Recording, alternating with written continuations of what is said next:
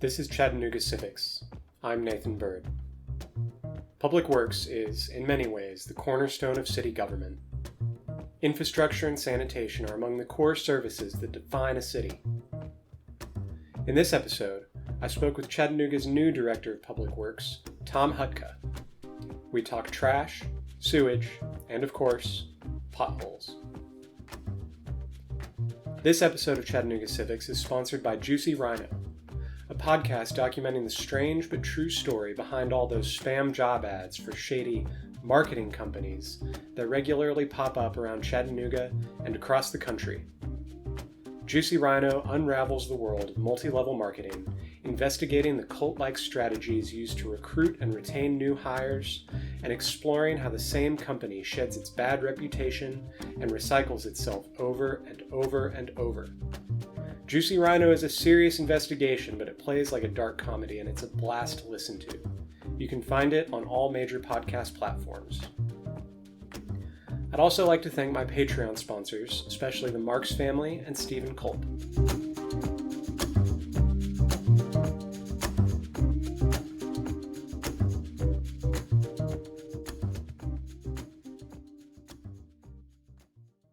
Yes, so I'm Tom Hutka. I'm the City of Chattanooga's new Public Works Administrator.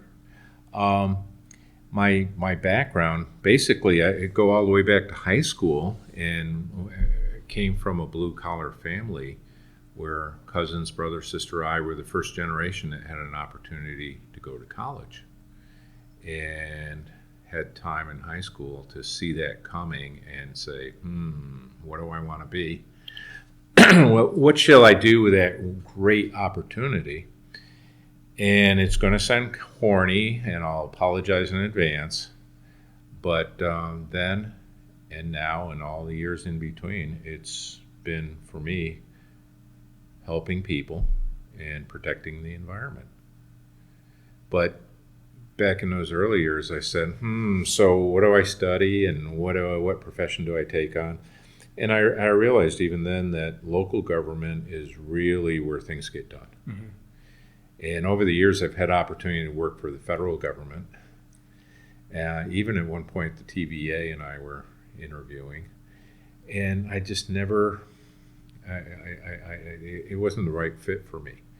And when you look at your city, county government, some of the agencies, local agencies, that's where really things get done. That's where people's lives are most affected. That's where we're running a wastewater plant, keeping the rivers clean, working through all the issues that affect people in their day-to-day life. And then the next step is, okay, what do I study? And traditionally, people in city management came out of engineering. Mm-hmm. Plus, I was probably born an engineer. My parents and my wife say that even without studying engineering, I would have been an engineer by nature. Yeah. And so, I was a math and science guy, and I studied civil engineering and learned. Civil engineering now is about 30 different professions.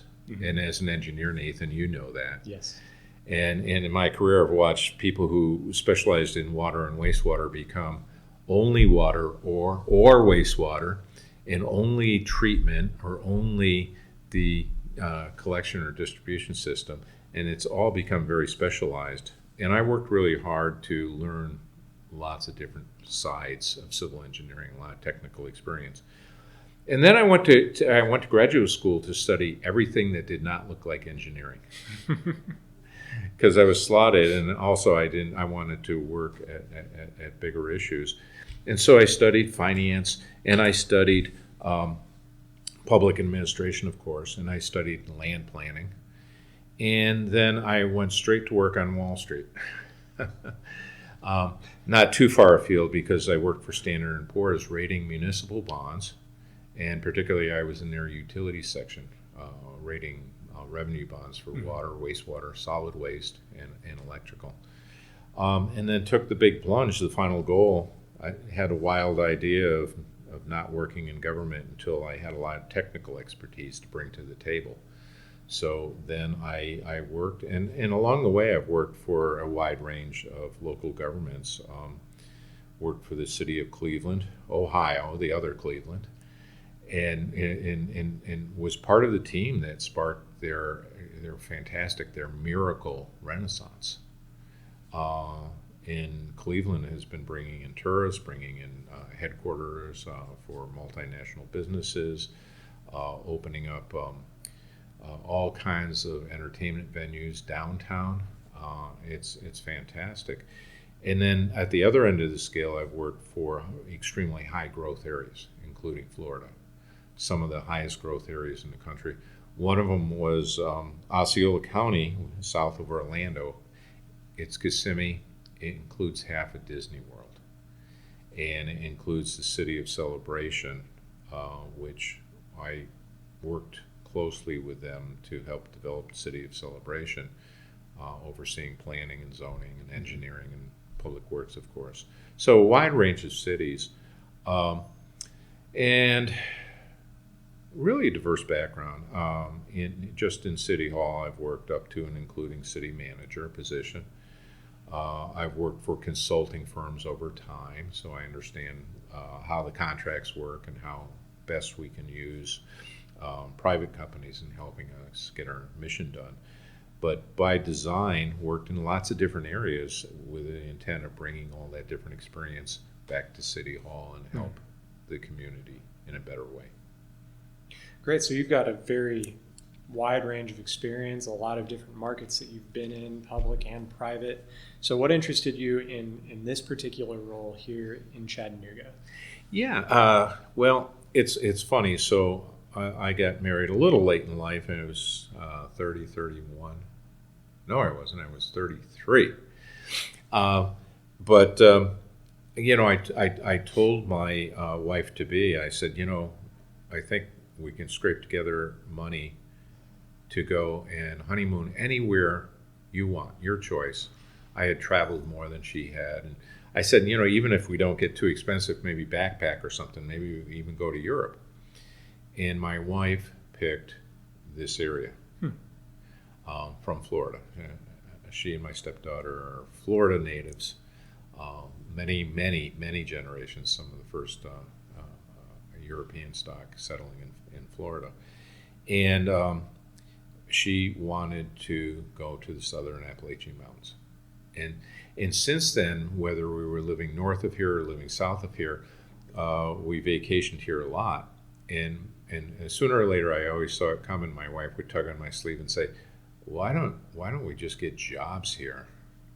We spend a fortune coming here on vacation. Oh, why don't we just get jobs here and stay here? And so for us, it's been a lifelong ambition. I started my career in North Carolina and used to split my time in the Raleigh area, and used to split my time between the mountains and the beaches. And been trying to get back to the mountains ever since, and here we are. So it's fantastic opportunity for us. But along the way, I saw a great opportunity to continue my dedication to public service, and there are great opportunities with the city of Chattanooga to help with economic development and community development. And development and improvements that affect and help every neighborhood, every family, every person. And what attracted me more than anything was Mayor Kelly. Mayor Kelly is the real deal. He's pulling out all stops and built this fantastic team on his cabinet, dedicated to keeping what's great about the city and making improvements where we can. And I'm definitely on board with that. So exciting times for Chattanooga, and I'm very glad to be part of it. Great. So let's talk about your role in particular, the department, and kind of the branches that comprise that department. So I'm trying to think if we should start big and go down or start small and build up. Take your pick. The crescendo. I'll probably start with the big ones. Lots of moving parts. Very typically, public works in city governments. At the county level, public works usually means the roads. In city government, it's lots and lots of different things. Yeah. In my last job in Florida was for a larger jurisdiction, but it had all the same parts, and I was there for 11 years. But here in Chattanooga, Public Works includes our engineering section. We do all of the construction program of all types, whether it's buildings, roads, water, wastewater. Oversee streets design and maintenance, oversee the wastewater system, which is all of the wastewater going to Moccasin Bend plant, but that includes we treat the wastewater coming from the larger metro area out in the unincorporated county. Permitting of private development and stormwater. And then there's some of the smaller things that the public doesn't always see directly, but internal services like facilities and fleet. Mm-hmm. So we have a lot of different things. And then if you realize within all those different areas, there are all these different professions also. You look, as I said earlier, engineering is 30 different professions, right. All expertise. And then we have what we used to call draftsmen or draftspeople are now CAD operators, and of course then we have clerical staff, and then we have construction inspectors and project managers, all just within engineering. Mm-hmm. Our geographic information system, computerized mapping system, and everybody's a technical expert nowadays, particularly in public works. So we have a lot of different people and a lot of different professionals, and we rely on each of their expertises. Yeah, so how do you steer such a big ship with so many different pieces? I mean, we're talking about, I don't know, like 10 different divisions that you just mentioned, and they're all covering, I mean, they're all related, obviously, because they're all public services in one way or another, but they're covering a lot of very different things. So how does that work? Yeah, and it's so I mentioned earlier, I started my career trying to learn a little of everything, jack of all trades, a master of a few things along the way. And then over time I realized that all the technical stuff I learned was changing. So even the areas where I had some expertise, so many things changed over time. And then again, this whole idea of diversification and expertise and all the different technical areas, I've learned over time it's good to know enough about a lot of the different subjects to the level where you know what questions to ask, and you know if you're getting pretty good answers. But I've long since given up on being the go-to guy for all the information, and my job is more to make sure that we have all the right people in the right places, to make sure everyone's training to advance in their career and training to keep up with new technologies, new laws, all the new information, and then make sure everyone's working well together, and know who to go to when we have different issues. Right. Yeah, and so it's very much become a focus more on leading the team and making sure that we have all the parts moving. Mm-hmm. Not to, well, I guess to use an overworked analogy, it's like your car. If one spark plug isn't firing, your car isn't going to run right. And so you have to make sure all the different pieces are running properly to keep your car running. Mm-hmm. So what's been the biggest challenge about running the department? And it could be, something more on the managerial side, like making sure all those pieces are in place, or even just technical challenges, prioritization, policy, that kind of thing. Yeah, the technical challenges are always there. A lot of our work is somewhat routine. I'm sorry.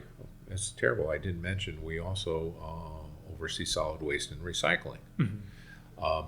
Somewhat unusual in today's environment, but the people who pick up your garbage are city staff people. Mm-hmm. We don't contract out to a big company. And so I'm sorry, I failed to mention that earlier. We also oversee solid waste. And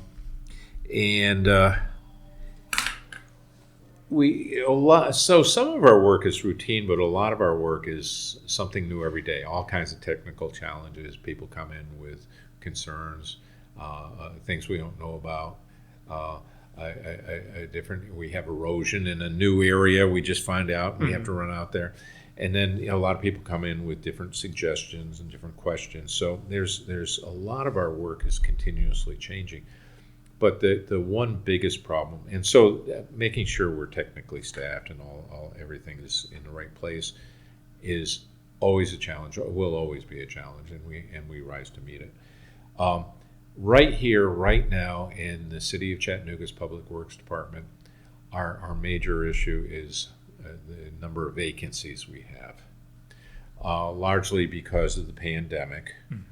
Largely because I guess they're already starting to call it the Great Resignation. A lot of people have moved on, and the city, early in the pandemic, a lot of governments were afraid we were going into a recession and that our revenues would go down and put on a hiring freeze. And even though our economy wildly shifted, we didn't have the recession.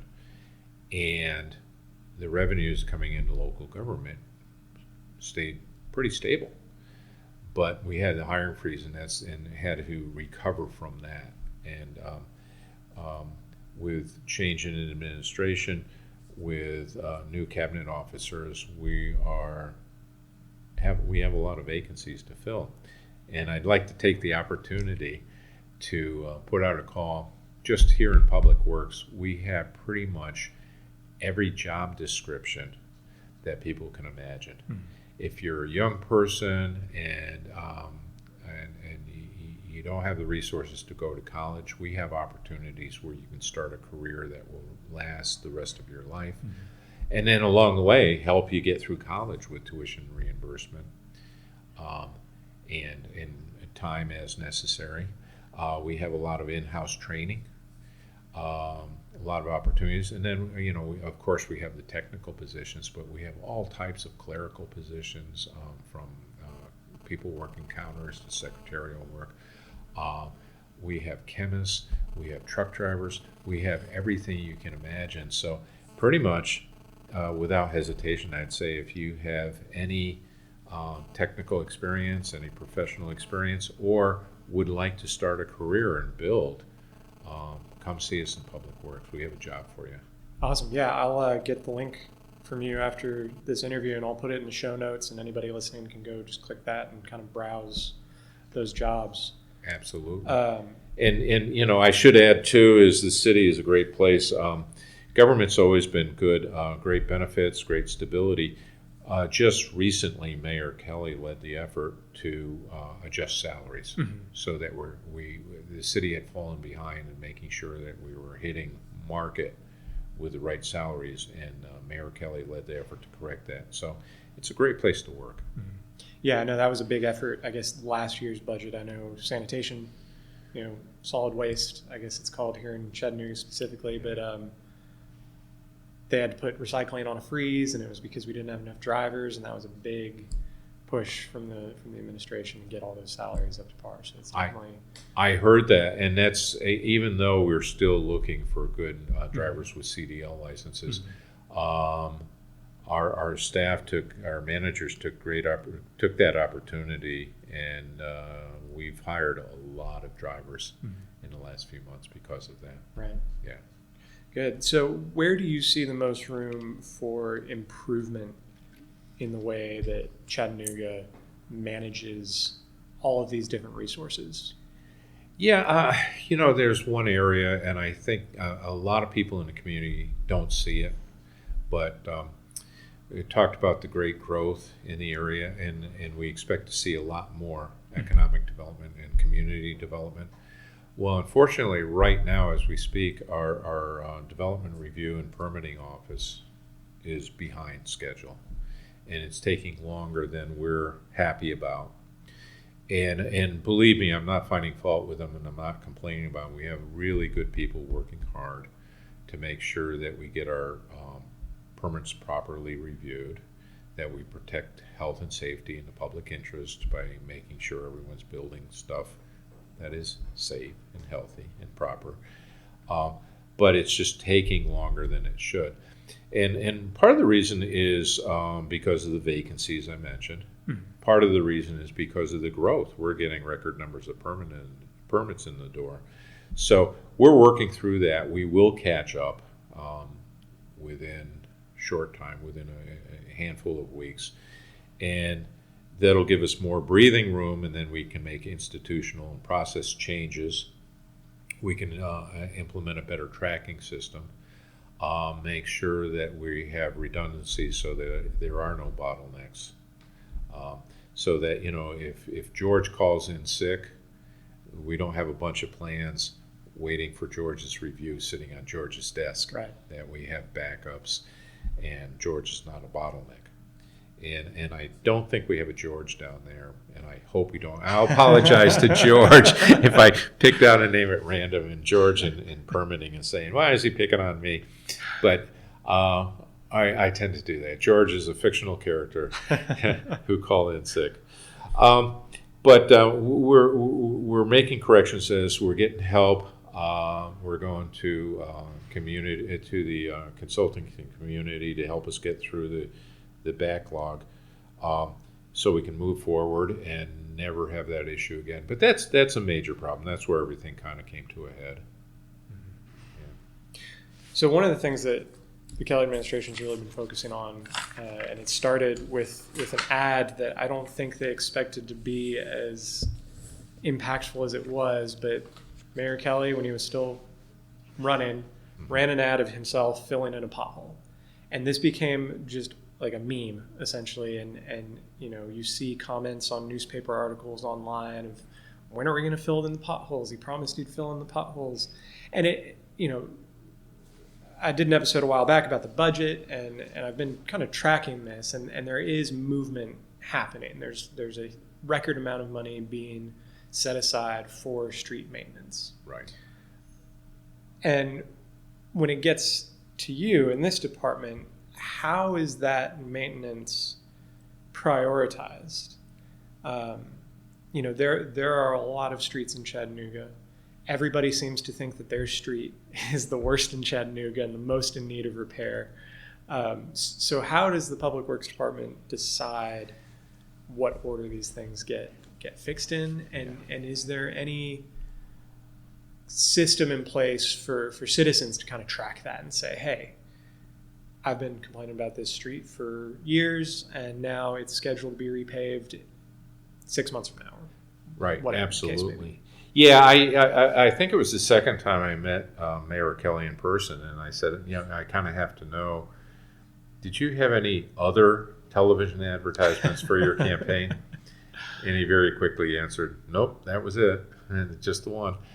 And I think I responded with something like, well, yeah, all the different things that the city has to do are pretty much in public works.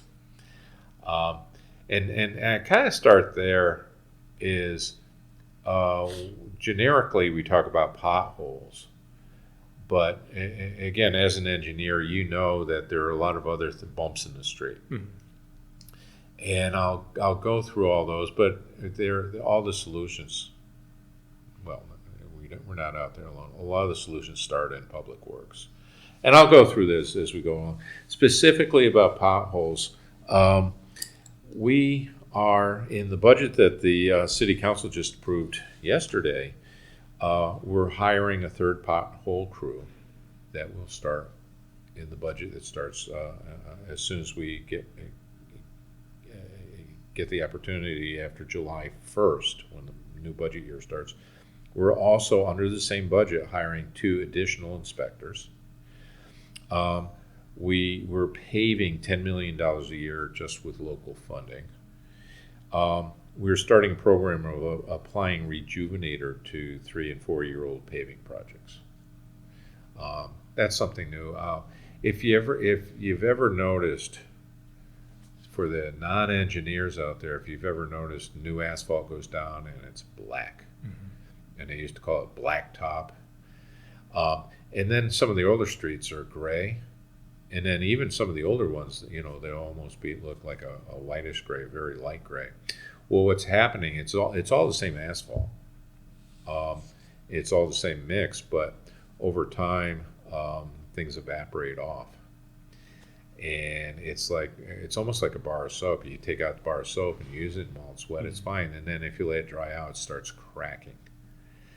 And the rejuvenator goes back and replaces some of the volatiles, some of the petroleum products that evaporate off of the streets and make it crack and make it brittle. And it's a wonderful program that we're now instituting they call it Rejuvenator, and that's exactly what it does, is rejuvenates a lot of the streets, preventative maintenance so they don't crack. We also have put together in this, I think it's already on the internet, it should be soon, a map that shows all our upcoming paving projects so that people can go in there and see the paving projects that are coming up soon and coming up for the next couple of years to keep the list going. I'll save the best news for the end, though. Okay, so that's a teaser, a little foreshadowing. What we've also done in the last few months, we have a new inspector, pothole inspector, that the mayor put in as soon as he took office. And as a result, and a lot of other people we have on the streets, we're proactively inspecting all the streets in the city. Okay, the old system, and this is fairly common for a lot of governments, but the old system was someone would call in, make a complaint, and we'd go out and fill the pothole. It'd go on a list, and we'd fill the pothole. Well, that's not good enough. What we're doing is going out and not waiting for those calls. Now, we still take the calls, and please just call 311, pothole, erosion, flooding, anything of concern that we can help you with at the city. Call 311. But in addition to that, we're actually going out and inspecting with city staff every single street in the city. And we're mapping it all. And 95, as of now, 95% of all the streets have been inspected just in the last few months. And 90% of all the potholes we found have been filled.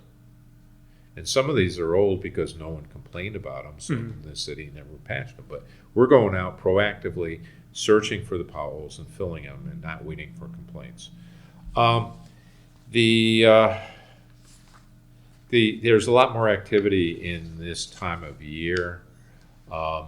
There are a lot of places that'll go out in the middle of winter and fill potholes, and it's frankly just a bit of a waste of money. Even with some of the new technologies, there's temporary patches. You can, if you really know what you're doing and really spend extra for the right mix, you can temporarily patch a pothole in the middle of winter, and we'll do that if it's a safety concern.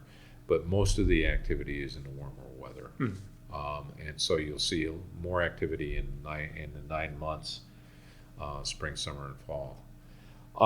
But beyond that, there are a lot of things going on in the street beyond potholes, and we have a lot of utilities under the street. And if they are leaking, or if they're failing, or if they weren't backfilled properly, it'll be a bump in the road, or a long, continuous bump in the road. We have in this city of mountains, we have a lot of slope failure where the side of the road starts falling away. We have streets that, for whatever reason, weren't quite built right, and they don't have the right base, and well, just flat out simple, they weren't constructed to last, and they need to be rebuilt. We have a lot of bumps in the streets are where the utilities will go out, public and private utilities will go out and do repair, and they cut a rectangular hole and either don't properly patch it after they pull the cones away, or don't patch it well enough so that it lasts well over time. And so, and then we have all manner of things. We have streets that aren't even city streets. We have state roads, and we have private streets, and parking lots and alleys. There are a couple in Continue. We get all kinds of complaints, and we have to keep going back to new people every week and say, that's a private street, that's not ours. Right. And we'll try to tell them who owns it. I want to interrupt you real quick. Sure. And just ask you to explain a little bit more, because I think this is something that a lot of people don't realize, but a lot of major streets through Chattanooga are not city streets, they're state roads. So if you could explain, just kind of off the top of your head, what are the big ones that are state roads, and then what the implications are for how that's managed and how those are repaired. Well, obviously, anything, for the most part, anything with a number on it is a state road. Mm-hmm. You know, obviously, some federal highway designation, federal highway, interstate, is not the federal government, it's the state.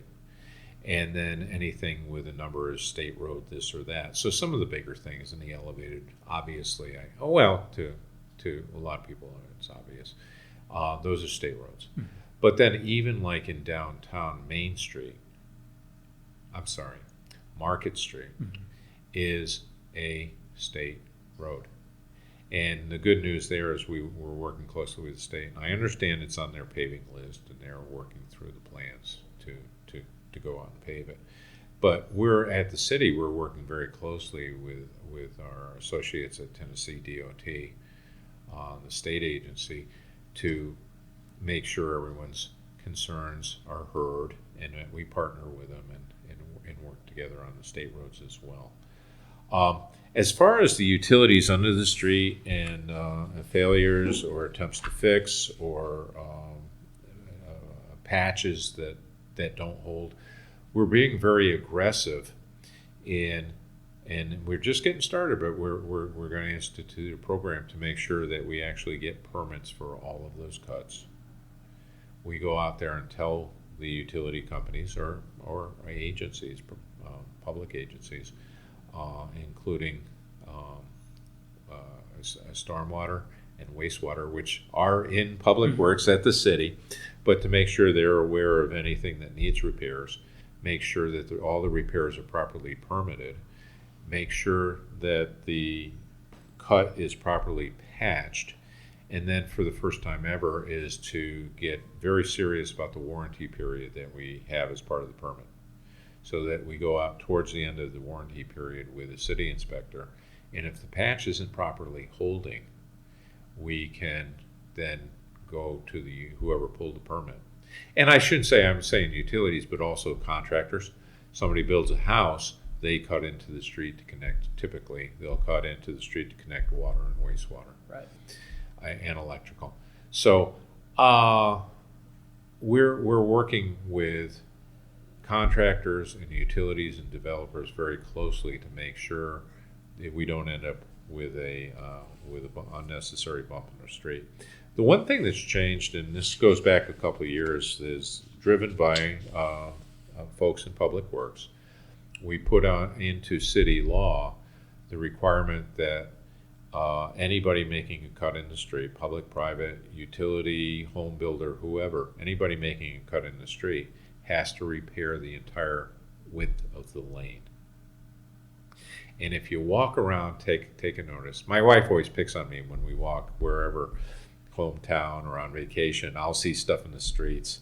That is an engineering problem. Yeah, I know. And I can sympathize. We'll walk around, let's say Boston, and she'll look at me and she goes, "You're looking at the curbs, aren't you?" And I'm like, "Well, yeah, they're right there. I mean, I can't. If I look away, I'll trip, right?" But anyways, as people walk around, particularly in the downtown, look and you'll see some of the older cuts are 2 foot by 3 foot, or they're a trench, and you can see that already the pavement's starting to crack. It doesn't make for a smooth ride. Also, look for anything that was done in the last 2 years. They repaired the entire width of the lane, and it makes for a much better patch and much smoother ride. So we're doing a lot of that. So anyway, the final word on potholes and streets in general is that all of us are waiting for the federal infrastructure grant program that they signed into law, oh my goodness, 6 months ago, to great fanfare. Well, we're waiting for the federal government and the states to, there's an expression, promulgate the regulations and come out with a detail. How do you get this money? And we're waiting for that, and it'll open up a lot of opportunities for the city to add more to our capital projects, including stormwater, including streets, including buildings, and parks, and all the good stuff that we do. Is we will have a pot of money above and beyond what we have through just city revenues to do better things with our capital program. That's great. So That's stay really tuned. exciting. Yeah. Yeah. If I've learned one thing doing this podcast, it's that nothing is ever quick. There's a lot of this kind of, we've got to wait on this department to do their thing, and then we can do our thing. But these big programs like this, they trickle down, and once they hit, it's very good for the city. So. Yeah. Well, I have to say this is that your podcast probably isn't listened to too many people outside the city, or too many people who don't have an interest in the Chattanooga community. But between the city and the county, I want to lead the effort. I want to be, well, I shouldn't say that. I want to be part of the team to make sure we get more than our fair share. We want to get as much as that federal money as possible to make sure that we can supplement our own budget, our own taxes and utility fees to rebuild and infill build as much as possible. So I want to ask, we're talking about maintenance, we're talking about all these streets, we're talking about a very big pile of federal money that might help us maintain these streets. And I'm just wondering, long term, how sustainable, in your opinion, is our infrastructure? Chattanooga has some areas of town that are quite sprawling. We've got roads that for long stretches there's nothing on either side. There's no development, either housing or commercial or industrial, whatever. It's just green road. Right. And so I'm wondering, what is the long-term implication of the amount of infrastructure we have? How do we pay for this maintenance? Especially, this might not be the case, but we don't know. This pile of federal money might be a one-time deal. Maybe it'll happen again in 20 years, but we can't count on that. Well, it's interesting is you use the word sustainable, and what comes to mind is environmentally sustainable, but economically sustainable, community sustainable. And all of it kind of fits together. So go back to my story, being an environmentalist since I was about 10 years old, and knowing a little bit about public finance, there are fantastic opportunities right here in our community that people are taking advantage of, which is converting old industrial sites, abandoned industrial sites, into mixed-use, modern developments. Nathan and I, you and I met working together on the Bend development. That's right. Which is a premier example. Had a meeting earlier today with another old, used-up industrial area that they're looking for mixed-use development. Mixed use being housing of all types, whether it's single-family, condos, apartments, all types of things, and also commercial, and also offices, not so much industrial, but all together in the same project.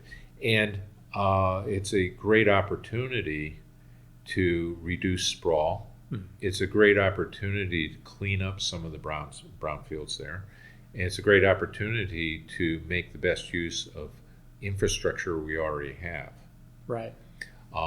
Including all of it, utilities, water, wastewater, electrical, the streets. And that is the best possible thing.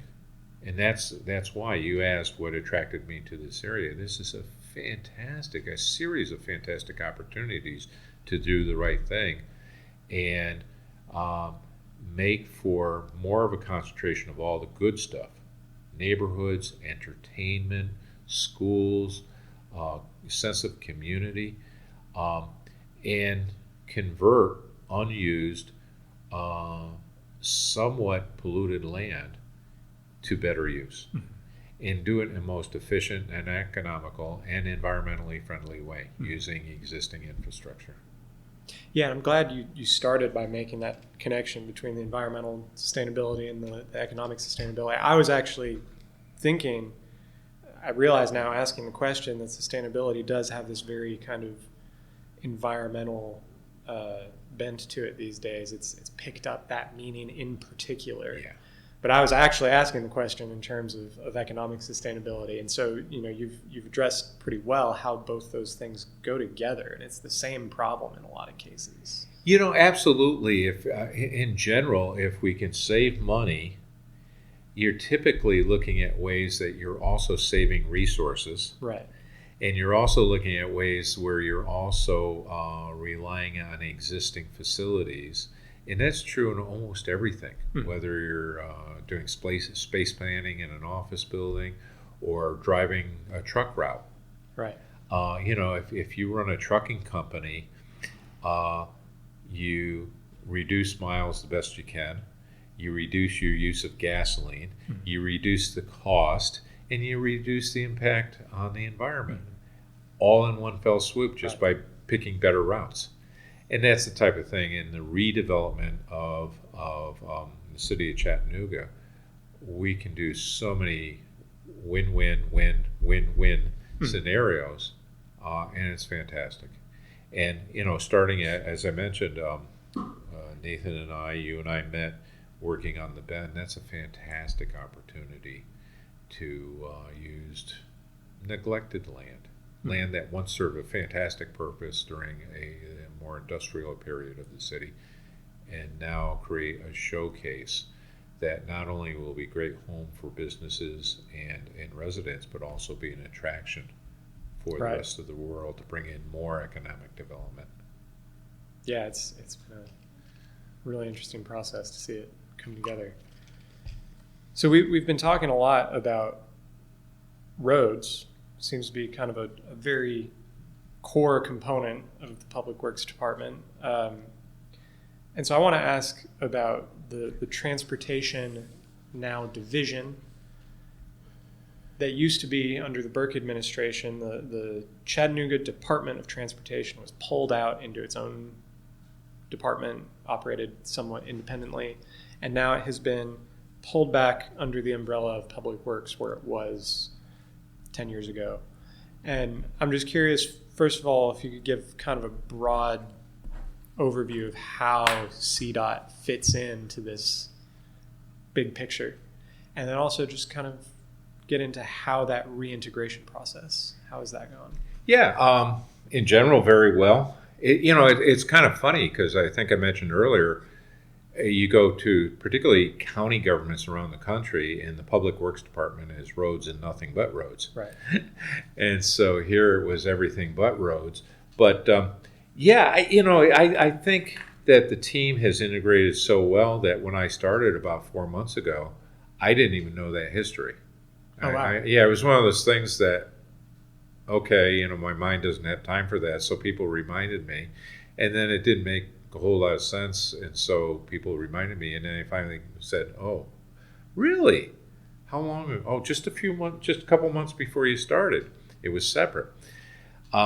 So I'm going to do a shout out, and then I'm going to do a couple more so no one feels neglected. We have this great fellow, Ben Taylor, who oversaw CDOT before and after I came here. Before and after the CDOT was reintegrated, and Ben has done a fantastic job of managing, and then, as you say, integrating back into Public Works. But having thrown out Ben's name, great guy, working really hard for what's good for this community. I'll also mention Bill Payne, our city engineer, who's over a lot of the other departments as assistant administrator in Public Works. And Bill has worked here a long time, and he is really fantastic guy working hard to make sure things get done, and has been for a long time and will continue to.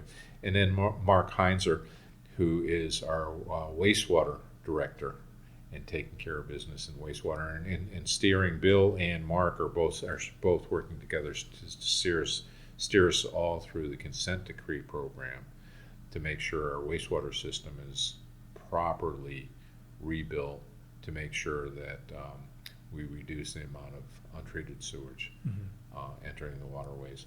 But CDOT is definitely part of the family now.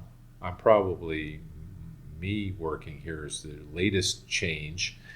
And we have a fantastic team of people, a real hardcore group of managers in our management team who are taking care of business. And I'm very, very happy because, taking the position and then moving in from out of town, don't always know what to expect. I took the job, as I mentioned, because I know Mayor Kelly and his administration are doing a great job and very serious about doing the right thing and moving forward. But then the surprise was, after I met staff here, to find out just how good they are. So if we fill all those vacancies, there'll be no looking back. We'll have one of the very best public works departments anywhere. And everyone who lives and works or owns a business in the city, our community, I think will see the results of that hard work and that great team. Well, great. I think that's a really good place to kind of wrap it up. Is there anything else you'd like to add or explain about what's coming up in the Public Works Department?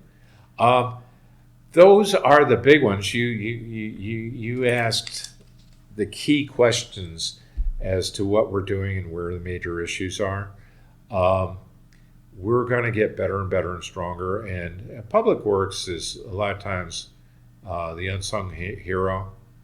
And boy, I'm not complaining about that at all. But we support all the other initiatives. And that's the right role for us. So even when you don't know, well, what does Public Works do aside from maybe fill potholes and pick up the garbage, we're supporting everything that's going on in the city. And this city government is getting better and better and better. I dare say if anybody has a suggestion or a complaint or a concern or request for help, call 311. That's a system that's getting more robust and more accurate. And we take a lot of our issues in that way. And if it's a bigger issue, feel free to call me directly.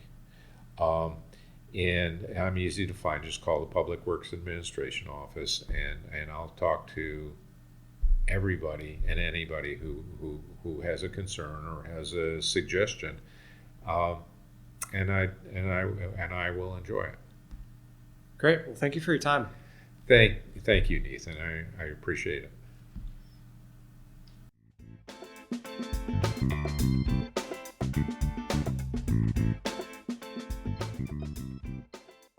I hope you've enjoyed this episode of Chattanooga Civics. Our music was written and recorded by Kevin MacLeod.